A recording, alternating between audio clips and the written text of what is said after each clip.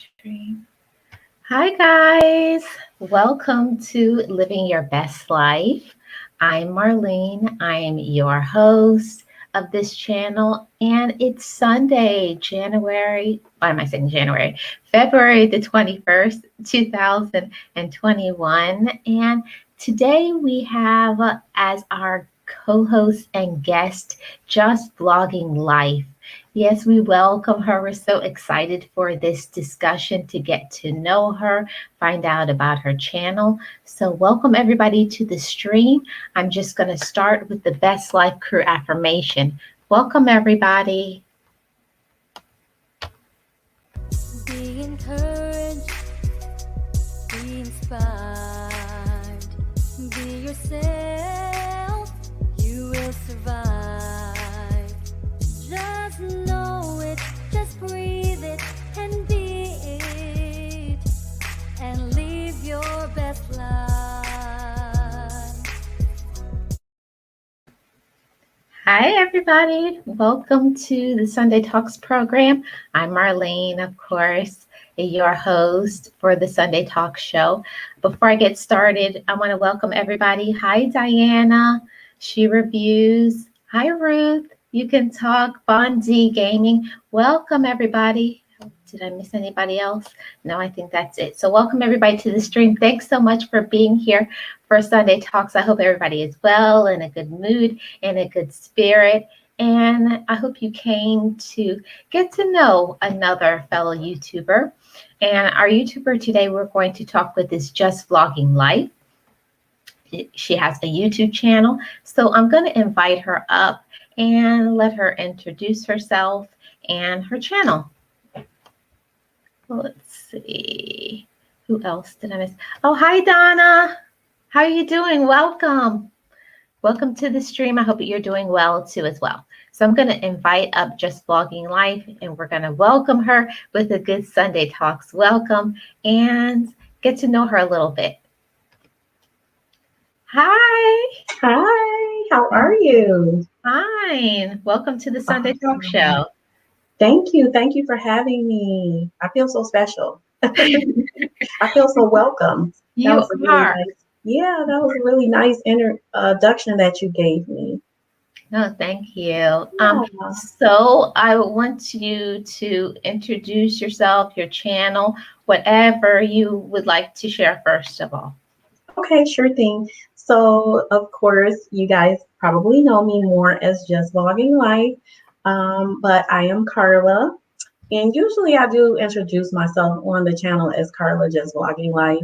So yeah, that's pretty much it for me. I started blogging back in October of 2019, and I started during like Vlogmas pretty much. I wanted to um, have an outlet for myself, but pretty much I just did it for the sake of just having something to do. I didn't have any social media presence. I did have some social media presence back in like 2014, and I'll get back to a little bit of that.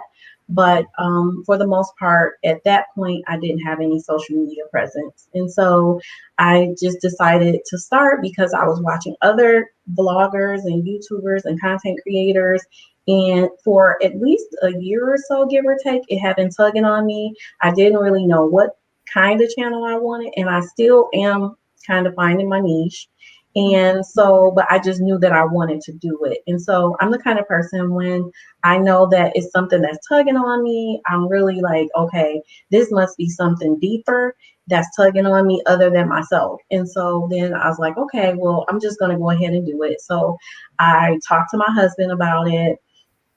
And, of course, just listening to the Lord and praying about it and seeking Him. And so then just having that kind of consultation between the Lord and my husband, I was like, okay, yeah, I want to do it. And so then I shared it with my sons, and they just were like, pretty much like, oh, okay, mom, cool. And I think my husband even was like, my baby want to start a YouTube channel. I'm gonna support you, but he really wasn't as present. It was just something for me to do for myself. And so I started the channel. I like really did research about like what I wanted the name to be.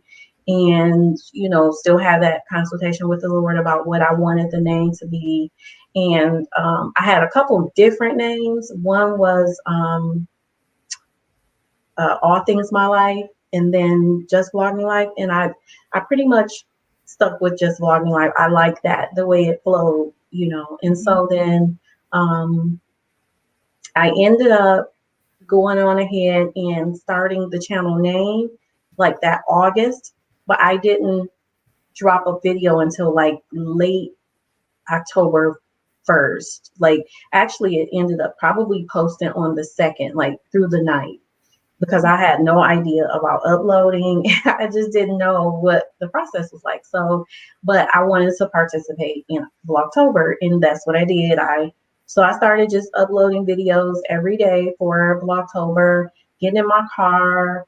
Um, I did do like a little introduction theme song, all that. Just and I'm like, oh, I'm doing something, Yeah, just you doing, did it. I thought it was like really cool. And so then, but I ended up finding that it ended up being like really therapeutic for me to have an outlet, just to be able to, um, you know, get things out and talk. And because normally people are sharing with me and pouring into me, and I don't necessarily get that opportunity to just, talk. And so I would pretty much just go about my day for the whole month of October. And I didn't share it with like any other family members. And so the end of October came and I was like, oh my goodness. I think a couple of days I went into November and I was like, I really miss it. Like I missed being able to just hop in my car, turn on camera, and being able to talk or go throughout my day if I was in the house or something like that, go work out or whatever. So then I just hopped on camera one day and I was like, I think I want to still do this, and I'm talking to the camera as if it's like millions of people. And I'm like, you guys, I think that I still like this. I want to continue doing it, and I'm going to continue doing it. And I came home and told my husband, I want to continue vlogging. I like it. It wasn't just like a little project for me anymore at that point. And so that's what I did. I didn't have a niche, and like I said, I still don't. I'm still finding my way. And so that's pretty much how that started. And like I said, I didn't really have a social media presence back in 2014. And I shared this in my introduction videos, which I didn't know like an intro video should be probably a few minutes long. My intro video is like 20 minutes long. I have two of them. It's like two. So I just pretty much shared. I just was able to just talk and get it out about why I didn't have a social media presence, which I ended up, after processing it, I learned about myself that it was a correlation between the loss of my mother. My mother passed away in 2014. And so that was me having, like, I just was in, I won't say I was in shutdown. I didn't have time to manage any kind of social media presence. And I only pretty much at that point had Facebook, and I had a Twitter, but I didn't know how to work it. So it was whatever it was. And so then I ended up, like I said, just stepping away from social media. My mom was in hospice, and sometimes people can do a little bit of like oversharing or overstepping boundaries. And I was just like, I have to do this. I can't try to manage social media and, and everything else that's going on in my life. I have to do this. So I shut down the social media platform, and I didn't look back until 2019. Okay. And so then I was like, I still don't really like Facebook that much, and I still don't have it. And so I was like, okay, well, I like YouTube. And then I think by me being open to it was when the Lord like really planted that seed. Like, yes, I've been kind of tugging on you all along. I just didn't know what He wanted me to really do with it, or what I wanted to do with it. Right. Because, it was my baby too, on top of the Lord giving it to me. So can I ask you, Mhm. when you were going through all of that, when you're dealing with your mother and everything, did you find that you were missing YouTube at that point, or you were trying to cope, just trying to cope with the Well, situation? I didn't have. Are you talking about like after my mother passed away? Right. Yeah, I no, I just was just a regular viewer. I just watched YouTube, and as a result, when I felt like I wanted to start a YouTube channel, it was because I was watching other YouTubers. But I didn't make that connection until probably like a year after I was on the platform that it was a connection between the two. Okay. Yeah. Okay. I have one question for you. Hold on. I wrote it Okay. down. Okay. You kind of answered it, but I want to ask you formally, why did you start your channel? Yep. That so I'll delve into it a little bit more. Okay. Um, like I said, Okay. it was the relationship between me losing my mother and um, wanting to find my way back to a social media presence is why I started it. So, but I too, I had to acknowledge that I didn't have the confidence as much. I had this like fear or anxiety about it, and I'm not like, even now, just saying that, like, I don't even like accepting that.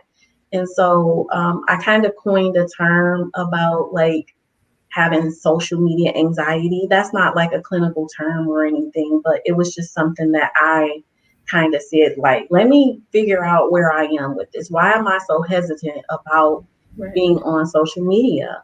And so as a result of that, that's when I was like really coming to terms with what was going on with me and why I didn't have social media. But it pretty much was through the loss of my mother that I didn't have it. And honestly, I think that has a lot to do with me getting back into it because it was an outlet for me. And then once I realized it, I was like, oh, now I get it. And then the ironic thing about it is, October, for the month of October, my mother's birthday is in the month of October. And the first year when I was, that first month, when I was just starting out, and when her birthday came around, I took a day off work and I just stayed home and vlog. And one of my videos, I talk about like well-being and self-care and what I do to kind of commemorate. And it just started coming full circle to me about like this was me going through the process of my grief and loss process and finding my way, and navigating it through, and ending up having a therapeutic outlet for myself. Right. Yeah. I think for myself, my journey kind of similar because I also lost my parents. I lost my dad died first from prostate cancer, and then 7 months later, my mom died. So Oh, it was like bam, bam. So it's like you don't even have, I didn't even have time to recover, and here comes another one. yeah. So for me, mine when I lost, especially my mother, because my mother, it was just sudden. I talked to her the day before, and then she had a heart attack and she was gone. I was like, what are you talking about? Mom is dead. I was like, I just talked to her yesterday. So Right. it was one of those things that I think after I lost my mom, I needed something to get it out.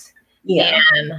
And it's kind of strange that I am very private and reserved, but when it comes to my YouTube channel, I kind of like, I want to help whoever I can help. So I don't care. Right. I'll tell Yeah. it all. But if you ever met me in real life, I Yeah. would be like, I'm not Yeah. telling you nothing. But Right. no, it, Yeah. it maybe sounds strange, but that's just how I am. No, it doesn't sound strange because I'm kind of like that. And I think honestly, this is just what I imagine when I am vlogging. Say if I'm in my car and I'm by myself and I'm talking to my phone, and if I think of other YouTubers who I've met or content creators, Mhm. I imagine that they probably are similar to me because normally I'm not. Like, I have a cousin who a couple months ago, she was watching a video and she decided to call me, and she was like, oh my God, if people only knew, like, this is not you. Like, you don't just normally do this. And so that's why I know it's kind of like a higher calling kind of a thing because um it's not just for me, it's for someone else to be able to find their way, through me, through whatever my story is or my testimony, and know that they can do it too. They can, actualize their greatest dreams and goals and hopes too, if no matter what they're going through, despite having confidence issues or um, quote unquote anxieties, Right. you can get through those. So for I can talk about myself personally. Are you a person? Are you like me or not like me? You can share. But I am a person, I find it easier to be live than it is for me to make videos. I no, I'm not like that. I'm trying to lean more into that, but I love making videos. I love making videos. I think the more I do it, the better I get at it. Now that I have had a year on the platform and some months, my style is changing a little bit because I've just been learning a little bit more about viewers and what the audience would like and things of that nature. Other before that, it was just me vlogging, editing a video, and posting it. But I do like creating videos, and I get nervous going live, and I don't feel as comfortable. I don't feel as comfortable being live. Okay. So that's good to know that you did you. So were you always there? How what was your story like? For my YouTube, Yeah, were you always comfortable with going live or I've always been fine with being live. I feel like it's because I feel like when you're live, you can just say whatever you want to say. But I feel like when you make a video, like it's going to reach more people. That's just my thinking. I think I work up myself like, oh, it has to be perfect. You could ask Boss Life online because I used to be making videos 10, 15 times. She said, girl, just put out the video because I feel yeah. like I just wanted to reach and I wanted to be appealing to other people. So I was trying to do fancy editing. But at the end Mhm. of the day, it's just about making sure your message gets out. Right, I agree. I agree. And one other thing that I want to share about the video versus live, I will say that there's even a difference between creating videos versus vlogging. Because when I create videos, that is when I am a little bit more harder on myself to just make sure that I'm getting out my message. It doesn't have to be perfect because I can edit. Like I'm good at that. I'm not good, but I'm getting there. I'm pretty good with it. Um so I figure, I can create it or make it be what I want it to be. But when I'm vlogging, it's just free flow. I'm just talking, I'm being my natural normal self. If I trip over something, which I have, then it is what it is whatever. My coat got slammed in the door one time and I'm walking and then I'm like, oh, I get pulled back. I'm like, oh, you guys, guess what? And just talk to the viewers about whatever that experience was. And I don't feel the need to have to edit it out. But if I'm like, presenting like a topic on like say for instance I have a video about the kind of vlog sticks that I use. Now that was like I had to edit and stop and cut and redo. It was so many, it was different because I'm not vlogging, I'm actually talking about like a product or reviewing and things of that nature. So being live versus vlogging versus creating videos, like all three of those are different respectively. Right. So I don't know if you get that same Yeah, experience or not. I struggle really hard to vlog. That's very difficult for me because I'm a pretty shy, reserved person normally. So it's like when I'm outside and I got my camera, and then like if somebody comes and they just stand in front of me, I'm like, oh my gosh. I was like, are they gonna move? Yeah, You yeah. know, it kind Yeah, of initially I was like that too. That's why I felt more comfortable vlogging in the car. But then once I would start vlogging out, I noticed that people would ask, like, what are you doing?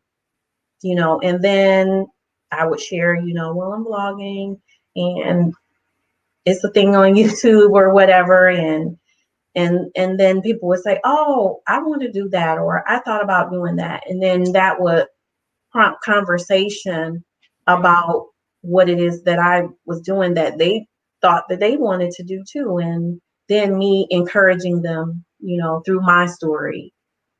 So, Right. yeah. Okay. So I have a second question. Um, I don't think you got into this. What are the type of videos or content that you make on your channel? Well, pretty much that's pretty much it. It is about my life. Mhm. And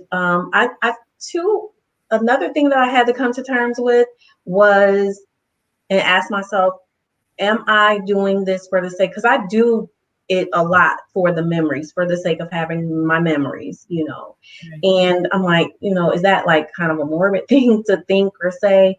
But then I started hearing a lot of other people on the platform say that they do it for the memories too as well, just to have their memories. um, so it's pretty much my life, whatever is going on in my life. It's not, I don't have a specific niche. Like I said, I'm kind of moving towards that. My husband, it took a while for him to even feel comfortable. Like, he wasn't comfortable with it. I'm trying to get comfortable with it. And so, but we knew we wanted to do it. And I knew I wanted to kind of like yield to what the Lord was saying to me about doing it. So I wanted to do that. But ordinarily, it was just me highlighting, my life through my videos and sharing that, you can have a normal everyday life. You're going to have normal everyday things going on with your life. Through being, especially being a clinician, because a lot of times when people go to see counselors, I have to, in sessions, there are times where I'll hear something be said and I have to like bring in the client, like, and help them see that human kind of capacity through me, because like, I'm not holier than thou. I'm no different than the next person. I have my struggles and I have my challenges, but here's how I can help you. And so I wanted to highlight that. I wanted to highlight that you can be a Christian and live a Christ life and still go through everyday mundane things and just life and share your life. So that's pretty much it. Just vlogging, my life and sharing my life. If I'm out and I catch a sale, I'm going to share the sale. But I try to be as informative as I can on the channel.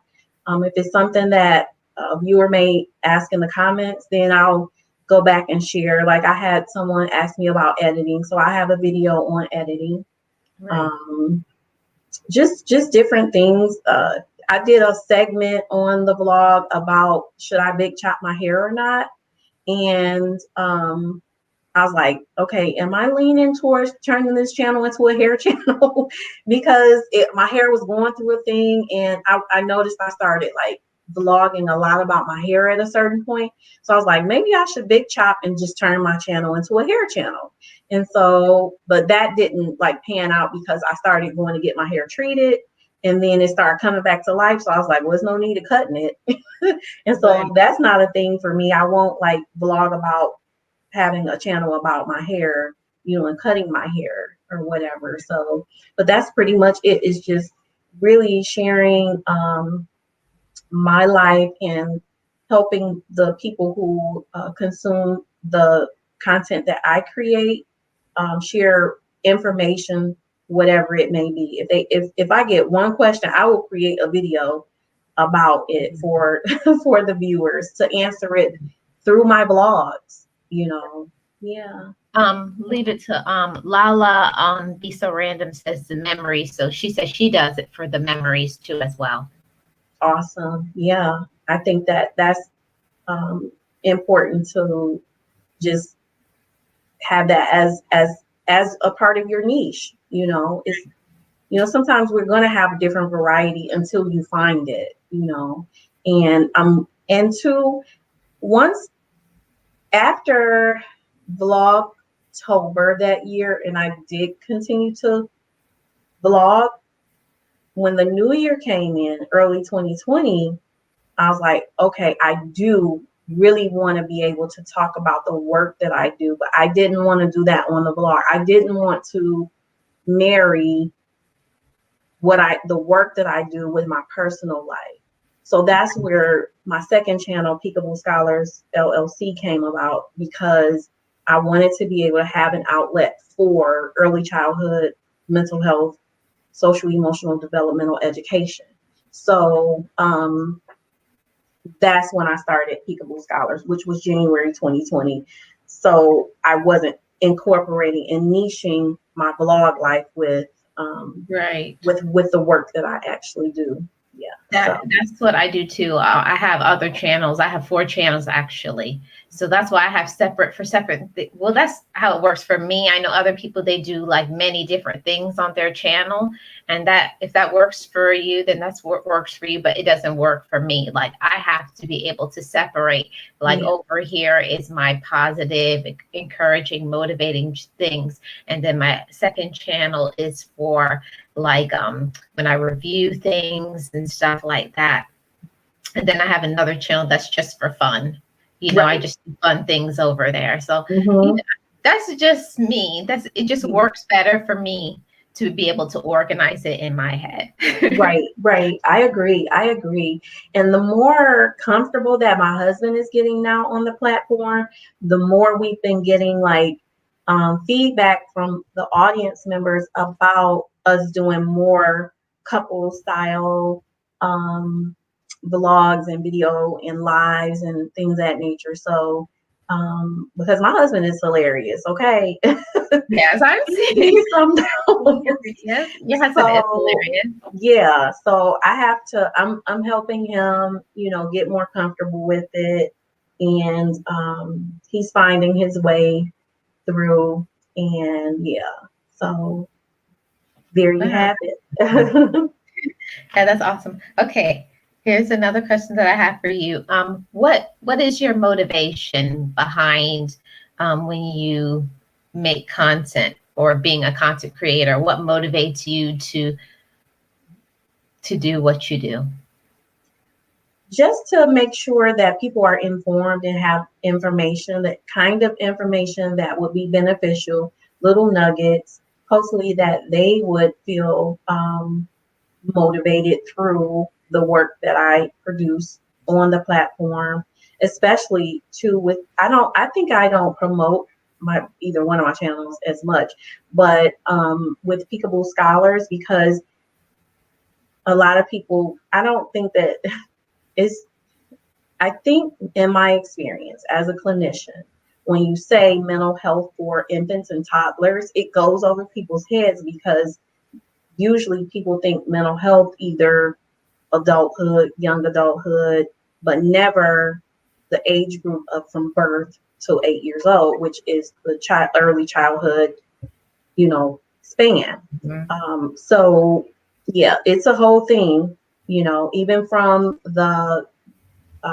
pregnancy, from that perspective, because that's a life, and that life will have a mind, and that mind has to be supported through healthy mental health.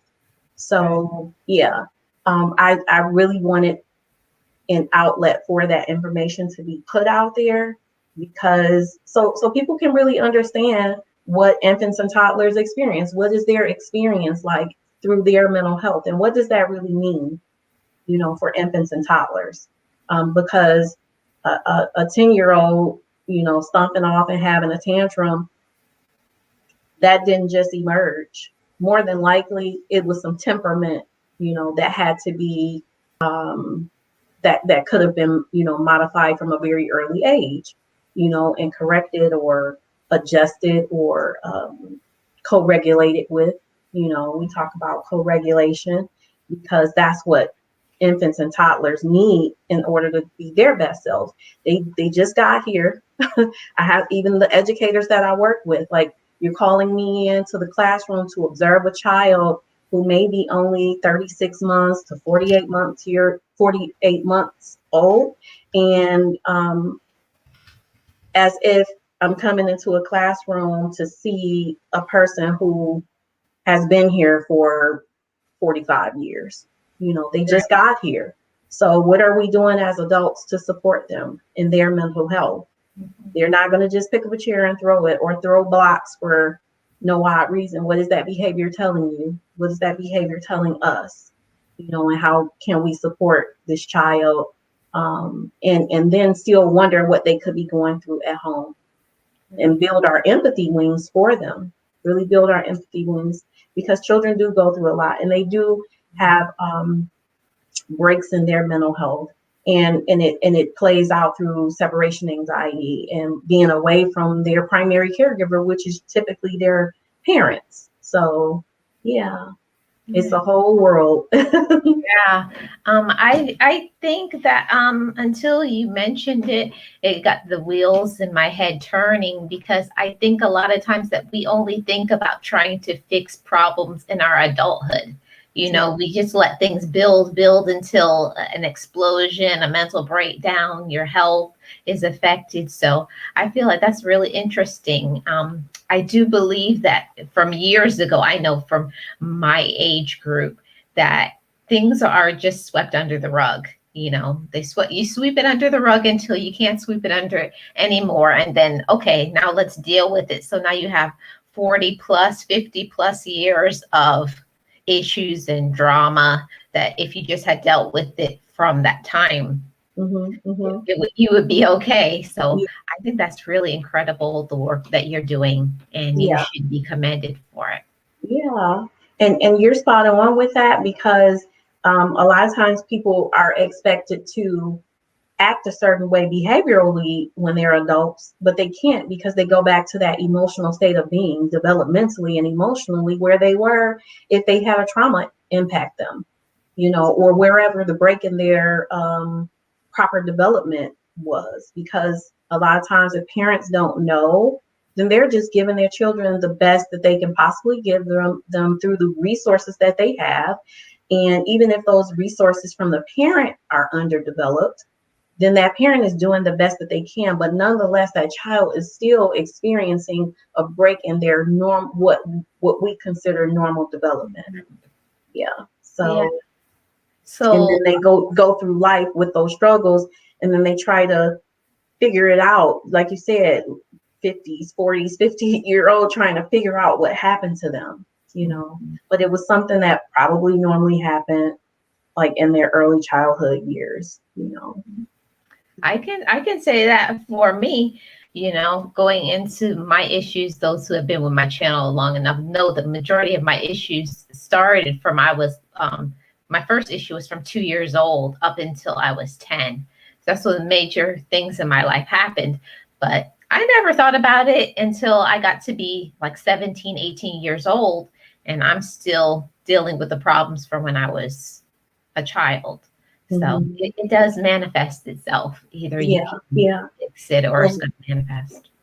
and it's actually like commendable to know that you were impacted that early, and even if you don't really remember, like, and recall precisely what happened to you, emotionally you recall it. And so as a result of emotionally recalling it, then it plays itself out in your life, but you do have an understanding of it, and then that's where you can do the work to try to reverse or deal with or manage and modify things for your life so you can be your best self.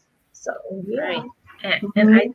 I think a lot of times that I wouldn't say that adults don't care about the children, but I think sometimes it gets into the point where adults are just so busy and occupied in their own lives that they don't take a time to do those check-ins with Mhm. their children. And I think that that's so important for their mental health as well. Right. You have to remember that children do have issues and problems, even though they're not on our level, Mhm. of stress, but they do have problems and issues as well. And additionally, don't just check it off as them being a child and they don't understand, because while they may not understand um, formatively and literally and figuratively, they have an understanding emotionally. They're going to respond emotionally, because we're emotional beings, and we come here, even if we don't have language, we come here emotional.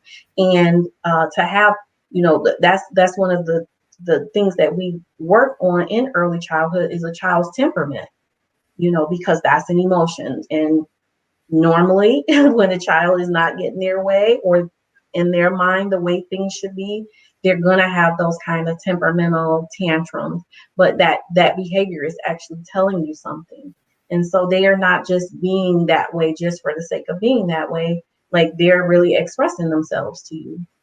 And we have to pay attention to it and not just chuck it off, because honestly, what could be going on with them is something that adults are going through, and they don't have the words to express like what's going on with mom, dad, grandma. I don't know how to verbally say it, but it's impacting me. So I'm going to act it out. I'm going to behave it out. So, yeah. Right, and that's so sad. I know for me personally, when I was going through my issues, I didn't act out. I just didn't talk. So they thought that I was mentally retarded at the time and tried to put me in classes. I wasn't retarded. I knew exactly what was going on, and I knew, but just my mental, like I couldn't handle all the stuff going on at home. Mm-hmm. So I Yeah. just said, I'm just not going to talk anymore. Mm-hmm, mm-hmm. And you have children who do experience what we call like selective mute, like just choosing to be mute, you know. And honestly, when a child does go through experiencing that, is usually because they're not doing it on their own. The brain is actually taking over to support them in a way that makes them feel safe.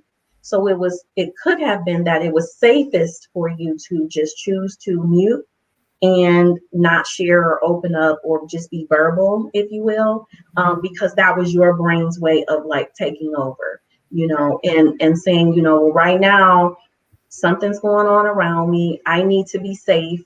And so is the brain is, and I do that a lot because that's how I share the brain with my teachers, like this is your brain stem. And then you have all of your emotional here and then prefrontal. And when the prefrontal is not working and emotions are high, you're going to live here more in your brain stem. So the brain is fascinating because it's going to take care of itself. It's going to support itself. And Derek says that we have a lot of dysfunction out there. So no shock at all that children are the way that they are today. In many ways, they look no further than the parents. Yeah.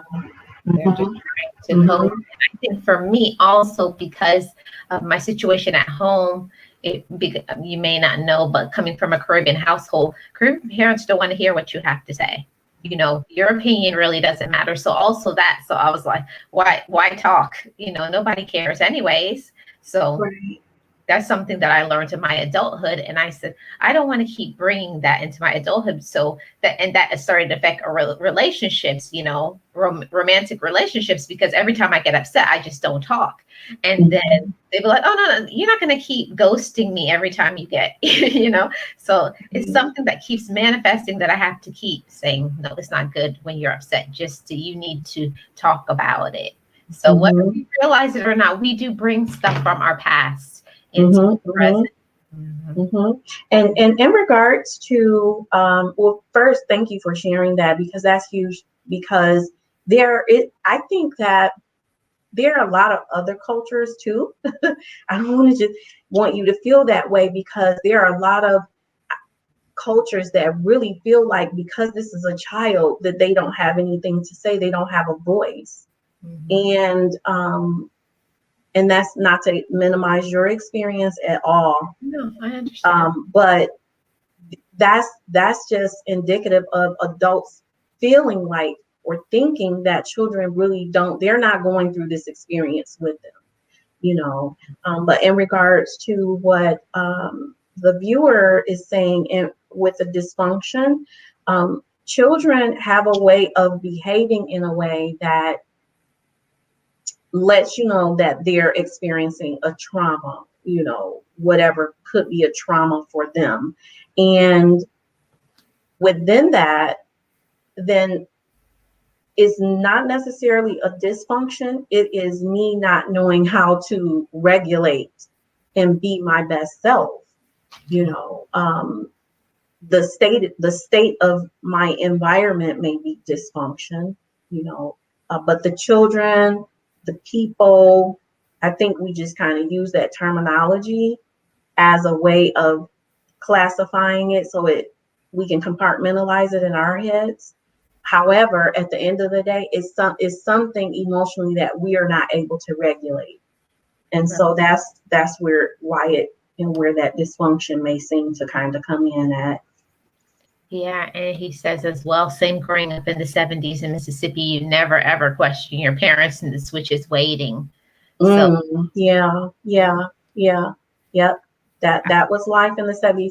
And ironically, because I am like a mandated reporter, that still happens now, honestly, where parents, they just that is their go-to, because it's not, and honestly, in their defense, no matter what, you have to realize a lot, like for me, and knowing, and I won't put this off on anybody else, I'll use me as an example. What helped me build my empathy wings for my mother, because we didn't have like the best relationship, we didn't have the worst relationship, it could have been better, okay. um, but what helped me build my empathy wings for her was actually learn taking on her experience in a way that helped me understand that she was a young mother, and some things you just learn to charge it to the game, and then you let people off the hook, hence forgiveness. Let people off the hook, because when it's your turn, are you able to do or be your best self, or be the kind of parent that you choose to be? Because a lot of times we'll go back and say, oh well, I'm not going to be that kind of parent, I'm going to be a different parent than my parent. But then if you really listen to your children, like my children have had those kind of come to Jesus moments with me. And I'm like, I thought I was just, doing a good I thought I was doing okay. job. I was like, Lord. oh, okay, well, you know what? Let me go back and let me think about some of those things and recall some of those things that I was really holding on and charging my mother with. And then I'm like, she was really young. She was a young mother. And then I started seeing her in a whole different light, and unfortunately she was already gone. But I still nonetheless was able to have that appreciation for her, the gratitude, and build my empathy for her experience. And then go back and try to understand what her experience was like, because my grandmother didn't have like the best, way of bringing up her children, and she did her very best as well. So that's what kind of helps you build your empathy wings, because parents don't always have like the answers to everything. They don't always know how to manage and handle everything. I think we do the best we can in the moment with the resources that we have. Right. And Lala says that she thinks that it was Black folks' period because you better not question your mom when I was growing up. That's Mm-hmm. just how things were. Like how I see how my sister, my brothers, how they talk to their children. They let them have their opinions and stuff. And I look at them sometimes like, what? You let Yeah. them choose? You let them, because back in the Mm-hmm. day, if I ever said to my mom, I don't like that shirt you bought me, well, then you wasn't getting a shirt to Right. You wear, just you wear know? what you have. Yeah, that's what I'm saying. But now it's like, but if you think about it really, why should you choose what they want to wear? You can say this Mm-hmm. is the budget, but let the children choose. And I was like, Mm-hmm. that's Yeah. new for me. So I'm learning as well. Right, right. Yep, I agree. And then I will say that times are different. Times are not the way that they used to be. I will say that. But there are still times where I encounter, I guess because of the work that I do, I encounter more of where parents still have that old school way of thinking. And they're young, but it was their experience is their parents or their grandparents' experience. And Right. they're like that same kind of way too. Mhm. And so I don't try to change how people think or feel, whatever their philosophies are, because I never want to minimize um, the way that they choose to bring up their child. That's the way that they choose to bring up their child, or whatever I have to share is always, well, in addition to, or alternatively, or well, let's add this to your toolbox, because they're actually doing the best that they can with the resources, whether the resources are poor resources or not. Like, Mhm. you dare not tell someone not to do something with their child. because in their mind, you're basically telling them what either their parent or their grandmother or whoever grandparents taught them was not the way. And so you don't want to I never want to minimize that. Right. But that's a part of it. Yeah. Yeah, when I looked back on my life, growing up with my parents, like I started to have different thinking when I became an adult because like when my mom started telling me her story, like I stopped looking at my mother as mom and I started looking at my mom as Gloria. I never what would be the word? I never looked at her as a person, as a woman. I just looked at her as mom. I never Right. looked at her that she's a wife, that she's a Yeah. sister, that that she has needs and wants, and she Yeah. gave up certain things because my mom had they had 10 children. Okay. So if I think about all of the sacrifices that they made, and my mom was an Mhm. older mom by the time she got to me, because I'm number 10. Okay. So by the time my mom got to me, my mom was tired. Yeah, she tired. Mama kind of tired. So I was like, come on, Like, come get your break. sister. Come get your little sister. So when my mom, Carry I on. used to be like, Mom, do this for me. She'd be like, oh, girl, can you make your brother do it? And I'd be like, Lord, can you do something for me? Can you be there for me? But when I thought about it, like she's been doing that for, over 20, 30 years. So Yeah. I had the older mom, I guess my mom would be like a grandmother. So I didn't have the young mom running up and down with me. I feel like that was my issue I always had with my mom. I wanted her to be the young mom, but she just wasn't. She just wasn't. Well, good for you for accepting that. She just Yeah. wasn't, you love her where she is. It took me a long time, about 10 years to accept it. But then when I got it, I was like, okay. Give her some room to grow. Yeah, yeah. Because if she since she had though that many children, which is a wonderful thing, but when she was a child, did she plan her life out for it to be that way? What was she like? What were her hopes and dreams? And it makes you wonder about the child within her. We all have an inner child. And so, who supported the inner child within her? I remember my mother telling me that she got hit by a car when she was little.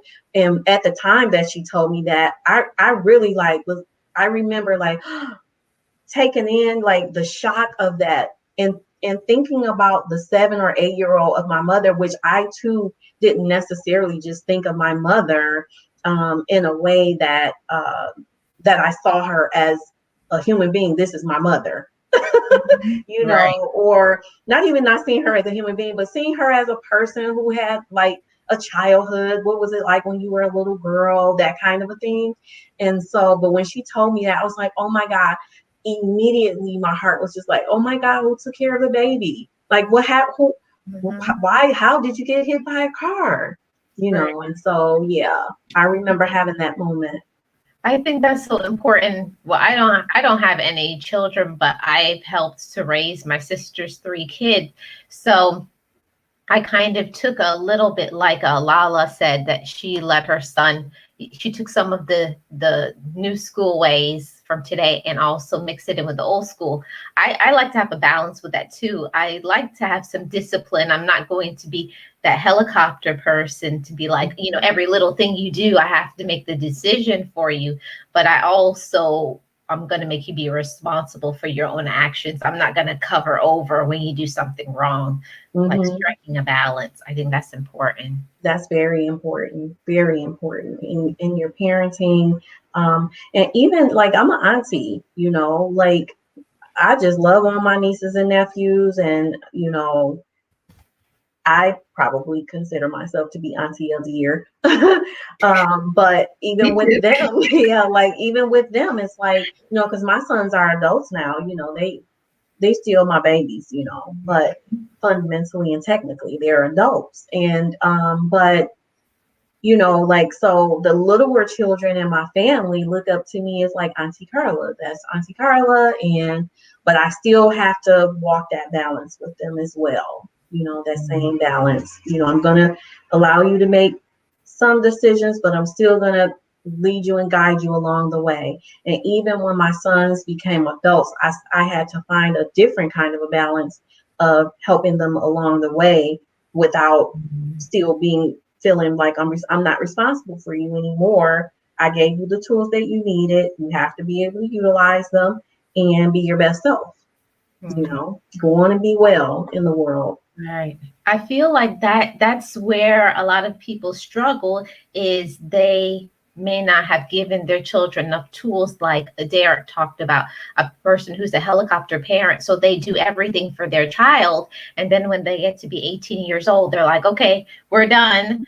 And Right. then that child is drowning because you didn't train them and teach them anything to be able to survive and be independent. But also, I believe it's not good as well to be a parent that doesn't do anything for a child. So, and my heart goes out to all those different parenting styles. My heart always goes out to the different parenting styles because I've had to assess my parenting style. I've assessed like how my mother was, and compare, and contrast my parenting style. But when parents are like either helicopter parents or those kind of parents that are like totally hands off, my heart always goes out to them in a way that I can build empathy for them because I don't know where the tools came from for them to be that helicopter parent. Was it because they were severely neglected or had hands-off parents and so they choose to hover? Or was it that they came from a household that hover and they choose to hover because that's what they know? So it's just really trying not to buy in. Like when I'm working with children and families, I try to steer away from whatever style that a parent use and just give them the tools and resources that can help a child at the developmental level, and help them understand where their child is developmentally and emotionally, and just help them navigate through character building and helping their child be their best selves and all that good stuff. Because there is that inner child that I want to make sure that inner child is being nurtured and cared for. Right. I was lucky enough that when I think my dad was like 60 at this time, and he never grew up with a father. He never had a father growing up. So I always said, I was like, Dad, how come you never told me you loved me? And he says, child, whoever told me they loved me. Oh, yeah. And that was like, when that hit me, it was like, I'm thinking about myself, but I never thought about it in the sense of him, as a child. So he wasn't able to give because he couldn't give, but we got to the point for about 10 years, I started saying, Dad, I love you. And then I said, Daddy, you say, I love you back.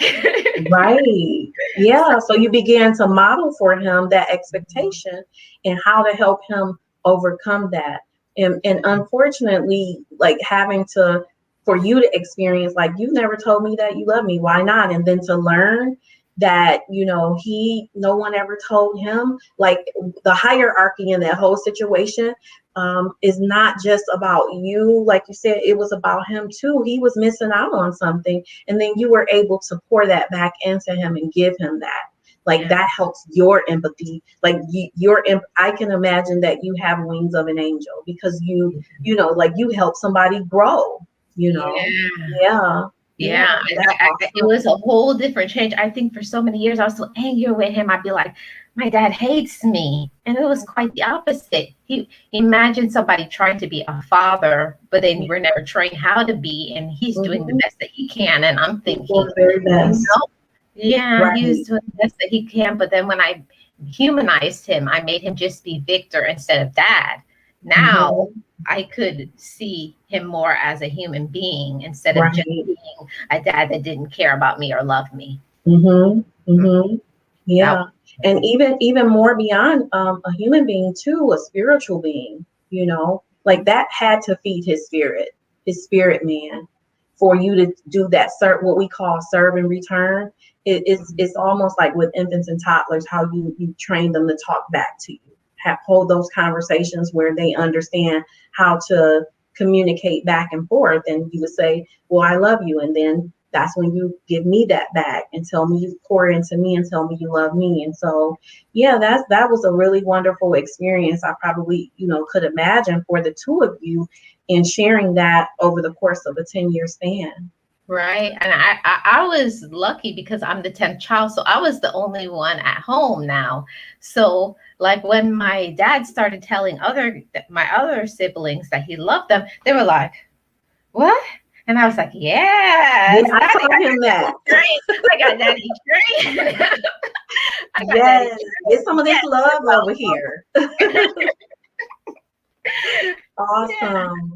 That is Yeah. awesome. Mhm. Yeah. Yeah. Oh, there was one boy.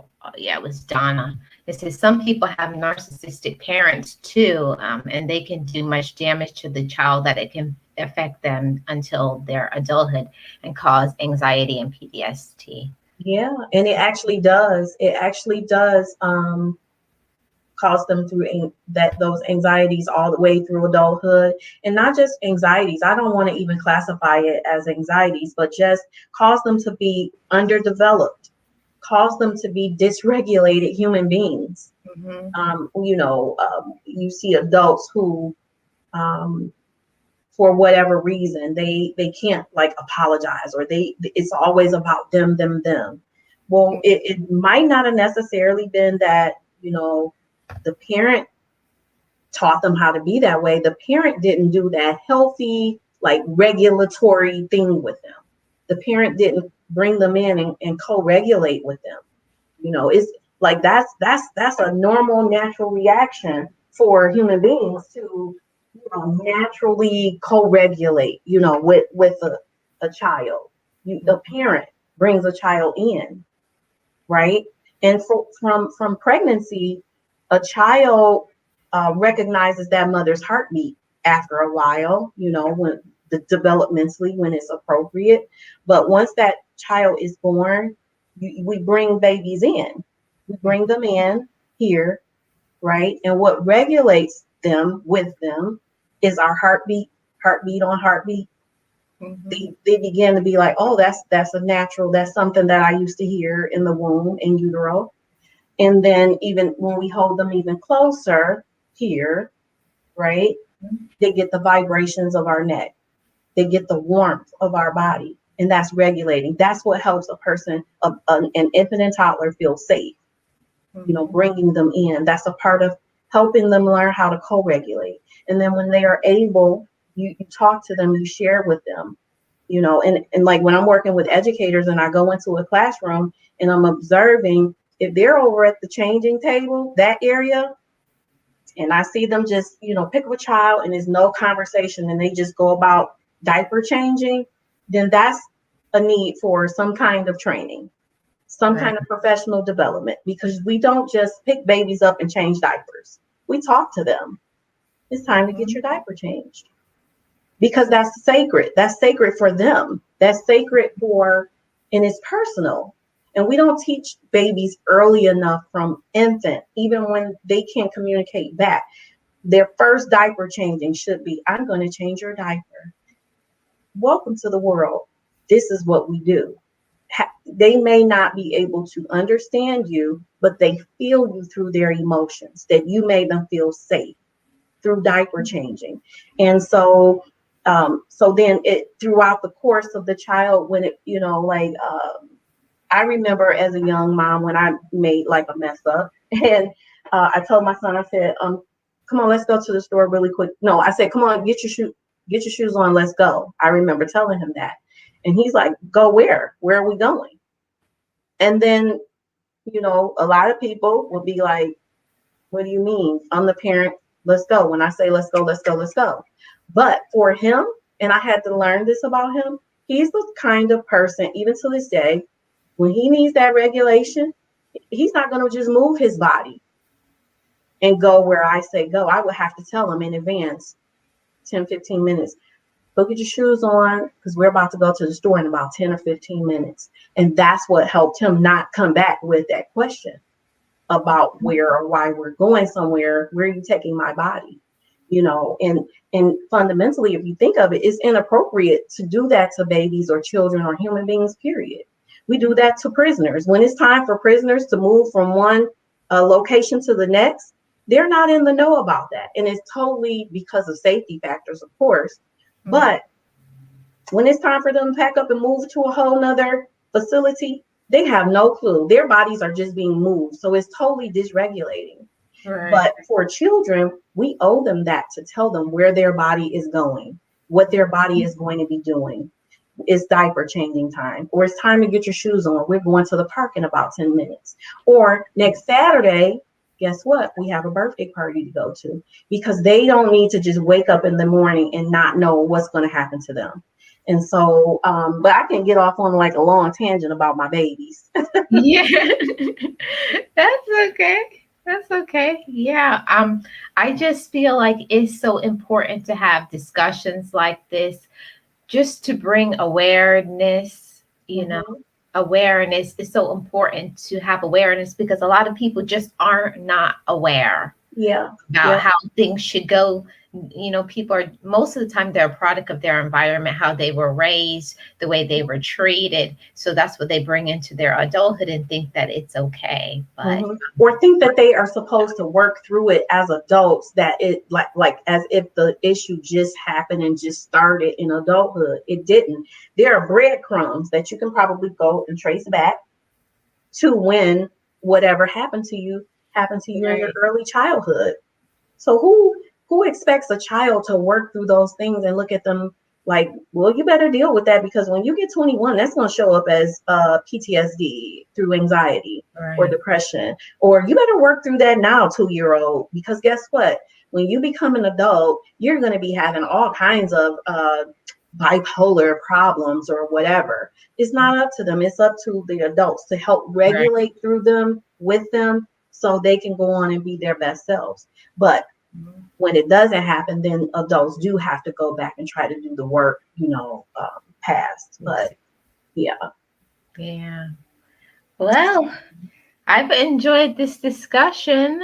yeah, Really thank you. I've have. enjoyed it too. I don't, I get to do this at work a lot because it's work, but like on a normal everyday like level, I don't really get to open up and share too much. But it is a wonderful world of working with infants and toddlers and children, and helping them actualize into the world to be their best selves and reach their fullest potential. Like I can't get enough of that through their emotional state of being. So yeah, it's really wonderful and awesome work, and helping parents. And I have a lot of grandparents and great grandparents that I work with, like kinship care. So yeah, I get it. It's an opportunity for me. Honestly, it's a blessing for me. Yeah. I, Yeah, re- I really have enjoyed the discussion and you sharing, your information, your thoughts, your thinking, your clinical views. It really has enriched the discussion and I've really enjoyed it. thank you. I've enjoyed it too. Yes. Is this it? Wait a minute now. Are we over? Like how long do you normally interview? An hour. An hour. Wow, that went by really It's fast. actually been an hour and 5 minutes. Yeah, Yeah. this was wonderful. So I did want to share a couple of little items too. Okay. I have so much in my repertoire, but I can't say enough about these mood and emotion mirrors. Super duper helpful for children Oh. and learning how to regulate. But what I find more often than not is that the parents find these equally as important for their parenting, Mhm. because if a child is going through say green is scared, the green mirror, well, where is it here, and so on the other side of it is an actual like mirror for the child. They can say, with this mirror, this little child is looking scared or feeling scared. It helps them identify what scared is. And are you scared right now? Are you afraid? Or if they are being shy or sad or I angry think I'm or going to get proud me one of or those. happy. Say it again. I said, I think I'm going to get me one of those. Yeah, they're cool to have. Like, and then of course journals. These are for early toddlers. How Okay. are they feeling? They get to draw in and all that good stuff. I have just a lot of resources, and you find a lot of this on Peekaboo Scholars on my YouTube channel. Yeah, Okay. yeah, Okay. I'm definitely going to take a look. And I thank yeah. you. And I'm definitely going to have you back Yeah, And the sure. next time I'm going to have us talk about more going into the adult Yeah. side. Today we talked about from, childhood until Mhm. maybe about middle school. So now we'll talk Mhm. about the other And side. I have worked with now at this point, I've worked through birth all the way through lifespan. I've worked with seniors, I've worked with adult populations, young adults, teens. And it's really interesting, like, having that perspective that I've worked, through the lifespan. So yeah. Yeah. So I But on, really, on just blogging life, you get to see me be the one, be the yeah, one. I get to be whatever I want to be on my you channel, can be out of pocket, everything. in pocket. You get to see me be my prayer for self, somebody Mhm. who need prayer. I'm praying for others, Yes. all that good stuff. So yeah, this was wonderful. Thank you so much. Yeah, I almost don't want it to end, but I know I hear my family at the door Of like, what you course. doing? It's time for dinner. Yeah, get So that dinner in. I gotta do a timeout for my family too. Well, thank you. Thank you to your awesome audience for having me. Thank you for being, wanting me to come on your panel. I really appreciate you. Yes, I really appreciate this. I actually I don't want it to end. I don't want to end right now, but duty calls. Yeah, Family comes first. So, yeah. family comes first because same here. And I have my dinner on. So it's, yeah, yeah. Yeah. Well, I don't have my dinner on. My husband, he has something on, but I still tend to it. You know how that goes. Yeah, I know. I know how it goes. But I thank you, and You I too. hope that I'm going to see you again over here on the channel next Sure thing. Just anytime, anytime. Yeah, it's been Have a wonderful. wonderful one. I Yes, wish you wellness. yes. Wish you wellness. Thanks everybody for joining. Thanks, Just Blogging Live. I'm going to put a link to your Just Blogging Live and your Peekaboo Scholars Thank channel you. as well. Thank you. Thank you so much. Yes, and we thank everybody for becoming a part of the discussion. So thanks. I'll see you next time. Have a good Okay. evening. Bye. Bye. So, guys, wasn't it a wonderful live? I really enjoyed the discussion with Just Blogging Live, her talking about her channel. We also talked about some things about Oh man, we talked about a lot of things about from childhood all the way up until middle school. Maybe the next time she's here, we'll go into more of the adulthood side. So I thank everybody for being here. Thanks for everybody who came to the live. And thanks everybody who is watching the replay. I hope you've enjoyed it. Drop some comments down in the description box. Leave me a comment when this video uploads. And also go over to Just Vlogging Life's channel. Check out her channel. I think she's so awesome. Oh, hi, Donnery. Welcome. Hey, Lala. I thank everybody who was able to be here and participate, and those who are watching the replay, we thank you. And I hope you guys have a great evening. And stay tuned tomorrow for the dose of positivity. It's going to be another encouraging, positive, and motivating discussion. So I'll see you there. And also every single Sunday at 4 p.m. Eastern Standard Time. And before I leave, I want to do a shout out to all of my members. Um, these are my members on my channel. If you would like to join membership on this Best Life crew, here are my members: Boss Life Online, Bozo Calvin Jr., Team Ranger, Ranks Production, and Dunamis Sound Mind Services. So I thank them for being a member on the channel and supporting your girl Marlene. You're appreciated. And even those who cannot join the channel membership, I enjoy you being a part of the Best Life crew and coming to my live streams, watching my content. All of you are very much appreciated here. So I thank you, everybody. I hope you've enjoyed it, and I will see you guys on the next one. Bye-bye, guys.